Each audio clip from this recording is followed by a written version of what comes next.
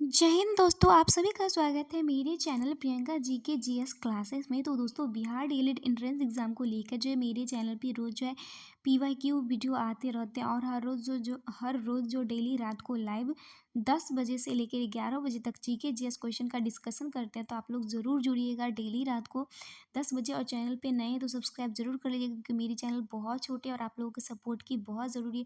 तो आज हम पॉलिटी से टॉप 40 क्वेश्चन करने वाले, जो वेरी वेरी मोस्ट इंपॉर्टेंट है। हो सकता है कि इस वीडियो से आपके क्वेश्चन एग्जाम में आ सकते हैं। ओके, तो चलिए हम वीडियो को स्टार्ट करते हैं।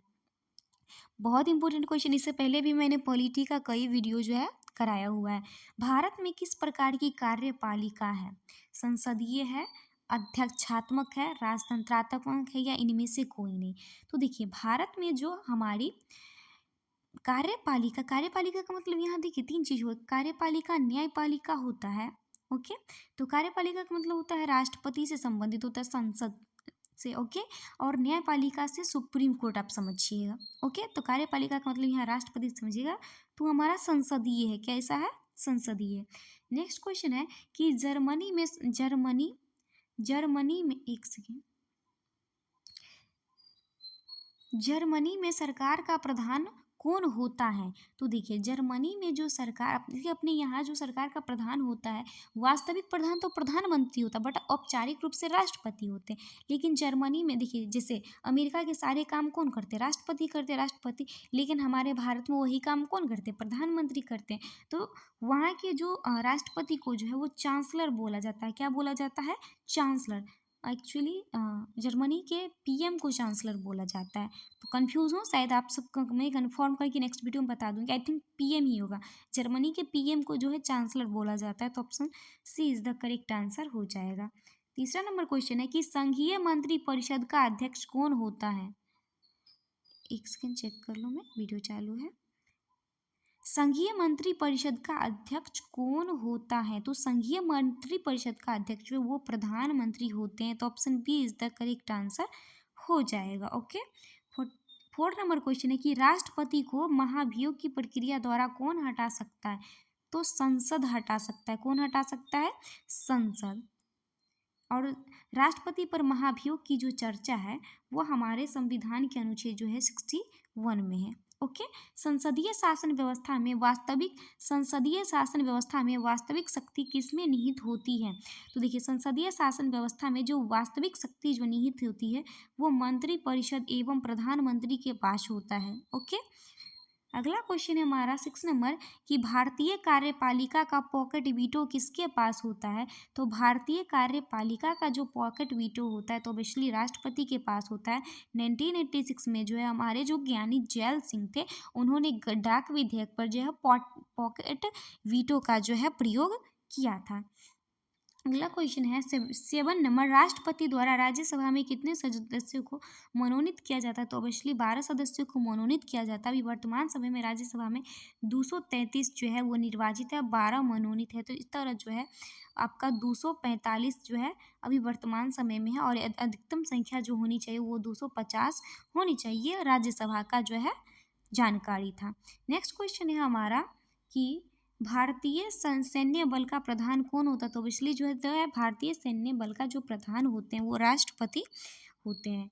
नेक्स्ट क्वेश्चन देखते हैं 9 नंबर क्वेश्चन कि राज्यसभा का सभापति कौन होता है? राज्यसभा का जो सभापति होते हैं वो उपराष्ट्रपति होते हैं। नेक्स्ट क्वेश्चन है 10 नंबर हमारा कि भारतीय प्रशासनिक सेवा तथा भारतीय पुलिस सेवा के लिए उम्मीदवारों का चयन कौन करता है? देखिए, भारतीय प्रशासनिक सेवा तथा भारतीय पुलिस सेवा के लिए उम्मीद यानी कि आईएएस और आईपीएस का चुनाव कौन करता है? संघ लोक सेवा आयोग। कौन करता है? संघ लोक सेवा आयोग। तो option A is the correct answer हो जाएगा, जिसका जो चर्चा है वो 315 में है। ओके, अगला क्वेश्चन है हमारा कि राष्ट्रपति शासन किस अनुच्छेद के अंतर्गत राज्य में लागू होता है? राष्ट्रपति शासन तो हमारा 356 के अंतर्गत जो है वो लागू होता है। नेक्स्ट क्वेश्चन है हमारा 12 नंबर कि राष्ट्रपति पद के लिए न्यूनतम निर्धारित आयु कितनी होनी चाहिए? तो हमारा 35 वर्ष है। ये नहीं कि 35 वर्ष पूरा हो गया तो हम राष्ट्रपति चुनाव लड़ सकते हैं, इसके साथ और योग्यता ही होगी। ये तो बस उम्र की सीमा है। ओके, नेक्स्ट क्वेश्चन है हमारा 13 नंबर क्वेश्चन कि उपराष्ट्रपति का कार्यकाल कितने वर्षों का होता है।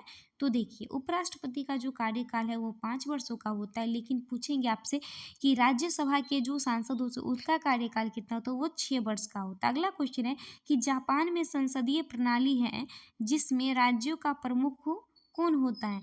जापान में संसदीय प्रणाली है जिसमें जो राज्य का प्रमुख होता है वो सम्राट होता है। तो option A is the correct answer हो जाएगा। 15 नंबर क्वेश्चन है कि संसदीय कार्यपालिका में मंत्रिपरिषद किसके प्रति उत्तरदायी होता है। तो संसदीय कार्यपालिका में जो मंत्रिपरिषद होती है वो लोकसभा के प्रति उत्तरदायी होती है। Option C is the correct answer हो जाएगा। 16 नंबर क्वेश्चन है कि भारत में राज्य स्तर पर कार्यपालिका में मुख्यमंत्री मंत्रिपरिषद और शामिल होते हैं। देखिए भारत में राज्य स्तर पर तो देखिए संसद में हमारा भारत केंद्र में संसद होता है, राज्य में विधानमंडल होता है। तो वही पूछ रहा है कि राज्य स्तर पर कार्यपालिका में मुख्यमंत्री मंत्रिपरिषद और शामिल और कौन शामिल होते हैं। तो इसमें हमारा जो होते हैं वो राज्यपाल शामिल होते हैं। किस कौन शामिल होते हैं, देखिए संसद के 3 अंग होते हैं, लोकसभा राज्यसभा राष्ट्रपति। ओके, उसी तरह राज्य में भी 3 होता होगा, मुख्यमंत्री राज्यपाल नहीं, विधानसभा विधान परिषद और राज्यपाल। अगला क्वेश्चन है 17 नंबर, भारत के प्रधानमंत्री के रूप में सबसे लंबा कार्यकाल किनका रहा है। तो भारत के कार्यकाल में ऑप्शन के हिसाब से चले तो सबसे लंबा कार्यकाल ओबियसली जवाहरलाल नेहरू जी का रहा है। Option A is the correct answer हो जाएगा। अगला क्वेश्चन है हमारा 18 नंबर की राष्ट्रपति और संसद के बीच सेतु का काम कौन करते हैं। राष्ट्रपति और संसद के बीच जो सेतु का काम करते हैं वो हमारे प्रधानमंत्री जी करते हैं। तो option A is the correct answer हो जाएगा। अगला क्वेश्चन है कि निम्नलिखित में से कौन भारत के राष्ट्रपति का चुनाव करता है। भारत के राष्ट्रपति का चुनाव कौन करता है। लोकसभा के सदस्य, राज्यसभा के सदस्य, लोकसभा एवं विधानसभा के सदस्य। तो देखिए इनमें जो है लोकसभा, राज्यसभा एवं विधानसभा के सदस्य। Option D is the correct answer हो जाएगा। अगला क्वेश्चन देखते हैं दोस्तों। टोटल 40 क्वेश्चन है तो पेशेंस के साथ सारे क्वेश्चन देखिए, सारे इम्पोर्टेंट है। 20 नंबर क्वेश्चन है कि सरकार के अस्थायी कर्मचारी किस सेवा के अंतर्गत आते हैं। तो सरकार के अस्थायी कर्मचारी जो हैं आपके वो आते हैं नागरिक सेवा के अंतर्गत। तो option B is the correct answer हो जाएगा। अगला क्वेश्चन है हमारा कि जनता और सरकार के बीच कड़ी का काम कौन करता है। तो जनता और सरकार के बीच जो कड़ी का काम करते हैं वो करते हैं सरकारी अधिकारी। तो option C is the correct answer हो जाएगा। अगला क्वेश्चन है कि अमेरिका में किस प्रकार की शासन व्यवस्था है। तो अमेरिका में जो है आपका अध्यक्षात्मक शासन व्यवस्था है। Option B is the correct answer हो जाएगा। और भारत में जो है वो संसदीय व्यवस्था है। नेक्स्ट क्वेश्चन है हमारा कि श्रीलंका में संविधान का संशोधन करके अर्ध अध्यक्षात्मक शासन व्यवस्था कब लागू की गई थी। तो वो किया गया था आपका 1978 ईस्वी में। Option A is the correct answer हो जाएगा। अगला क्वेश्चन है हमारा कि संसद का सदस्य हुए बिना यदि कोई व्यक्ति मंत्री बन जाता है तो उसे कितने महीनों के भीतर ही संसद के सदस्य के रूप में निर्वाचित होना पड़ता है। तो वो होगा इसका आंसर 6 महीने के जो अंदर है उसे संसद का सदस्य होना अनिवार्य होता है। अगला क्वेश्चन है वरना उसे त्यागपत्र जो है वो देना पड़ता है। अगला क्वेश्चन है कि राज्य मंत्री परिषद में सदस्यों की संख्या कितनी होनी चाहिए। राज्य मंत्री परिषद में सदस्यों की संख्या कितनी होनी चाहिए। तो विधानसभा की कुल सदस्य संख्या के 15% से अधिक नहीं होना चाहिए। Option A is the correct answer हो जाएगा। अगला क्वेश्चन है कि भारत में राष्ट्रपति का चुनाव कितने वर्षों के लिए किया जाता है। तो सभी को पता होगा, बहुत इजी क्वेश्चन है, 5 वर्षों के लिए। अगला क्वेश्चन है कि इटली में किस प्रकार के शासन व्यवस्था पाई जाती है। तो इटली में जो है आपका संसदीय शासन व्यवस्था पाई जाती है। Option B is the correct answer हो जाएगा। अगला क्वेश्चन है हमारा कि रूस में अर्ध अध्यक्षात्मक शासन व्यवस्था पाई जाती है जिसमें देश का प्रधान कौन होता है। तो देखिए रूस में जो अर्ध अध्यात्मक शासन व्यवस्था पाई जाती है जिसमें देश का जो प्रधानमंत्री होता है वो कौन होता है। तो राष्ट्रपति होता है। आप जानते होंगे व्लादिमीर पुतिन जो है 2001 से ही वो जो है उस देश उससे पहले से ही जो है अभी तक राष्ट्रपति बने हुए हैं। कार्यपालिका का क्या कार्य, एक सेकेंड, मैंने कितना नंबर क्वेश्चन अभी कराया था, 29 क्वेश्चन होगा कि अध्यक्षात्मक शासन व्यवस्था में देश और सरकार का प्रधान कौन होता है? तो अध्यक्षात्मक शासन व्यवस्था में देश और राज्य का जो प्रधान होता है वो राष्ट्रपति होते हैं, जैसे कि अमेरिका। अगला क्वेश्चन है कि अर्ध अध्यक्षात्मक शासन व्यवस्था किन किन देशों में पाई जाती है? तो रूस में भी है, फ्रांस में भी है, श्रीलंका में है, तो इनमें से सभी हो जाएगा। किन किन देशों में पाई जाती है? तो अब इसलिए इसका आंसर डी ही होता वैसे भी। अगला क्वेश्चन देखते हैं।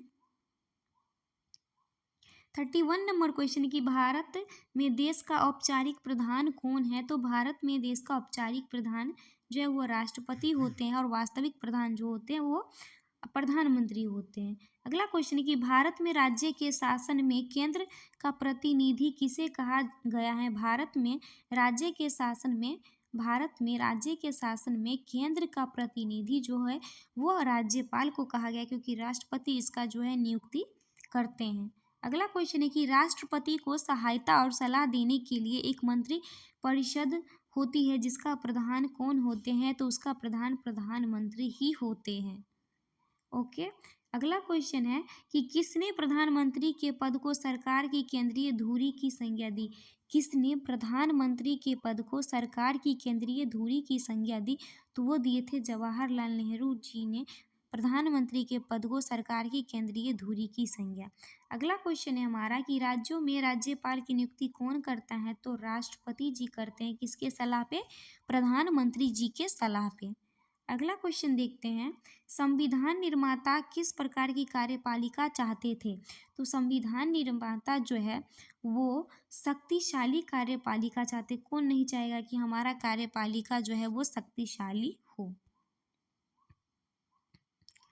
अगला क्वेश्चन है हमारा 37 नंबर क्वेश्चन कि लोकसभा में किसी भी दल के पास बहुमत न होने की स्थिति में विभिन्न राजनीतिक दल क्या करते हैं? ओके, तो इसलिए वे क्या करते हैं? गठबंधन करते हुए एक गठबंधन बनाते हैं जिसके पास सदन में बहुमत होता है। ओके, नेक्स्ट क्वेश्चन देखते हैं। 38 नंबर क्वेश्चन है कि यदि प्रधानमंत्री लोकसभा में बहुमत का समर्थन खो देते हैं तो क्या होता है? खो देते हैं तो क्या होगा? ऑप्शन देखते हैं। वो अगले चुनाव तक पद पर बने रहेंगे? बिल्कुल नहीं। कोई अधिकतम 1 वर्ष के लिए कार्यालय पर बने रहेंगे? बिल्कुल नहीं।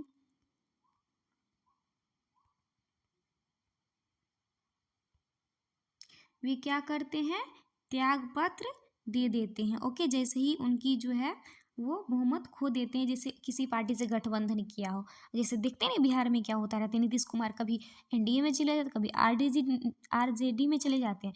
तो चूंकि नीतीश कुमार जी के पास बहुमत है तो उनसे हट जाते हैं, तो फिर नरेंद्र मोदी की सरकार गिर जाती है, जिनके साथ मिल जाते हैं उनकी सरकार बन जाती है। ओके, 39 नंबर क्वेश्चन है हमारा कि कार्यपालिका का अर्थ क्या है? कार्यपालिका का क्या अर्थ है? कानूनों का निर्माण करना, कानूनों को लागू करना, बजट पारित करना, या इनमें से सभी।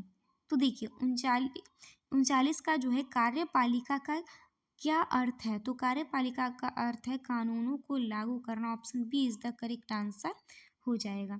नेक्स्ट और इस वीडियो का लास्ट और आखिरी क्वेश्चन है, तो अभी तक आपने चैनल को सब्सक्राइब नहीं किया है तो प्लीज़ चैनल को सब्सक्राइब ज़रूर कर लीजिएगा। कि राष्ट्रपति की शक्तियाँ कौन कौन सी होती हैं? कार्यकारी, विधायिकी, कानूनी, या इनमें से सभी? तो राष्ट्रपति की शक्तियाँ जो होती हैं इनमें से सभी होती है। Option D is the correct answer हो जाएगा। तो दोस्तों वीडियो कैसी लगी हो कमेंट में ज़रूर बताइएगा, और टेलीग्राम चैनल ज़रूर ज्वाइन कर लीजिएगा। और टेलीग्राम चैनल का लिंक आपको वीडियो के डिस्क्रिप्शन में मिल जाएगा। Thanks for watching the full video.